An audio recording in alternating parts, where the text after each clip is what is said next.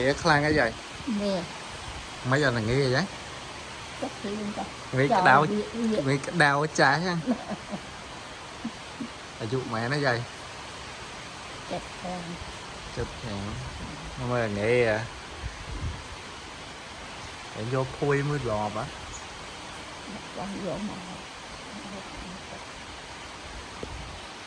tao nói lên là nghĩ à cái cũng chú để chơi lên lên nhà nghĩa man lên nhà nghĩa hơi lên nghĩa nó dây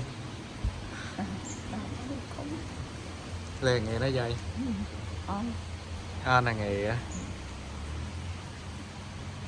sợ vậy nó chờ anh đấy đó sợ nó hả nó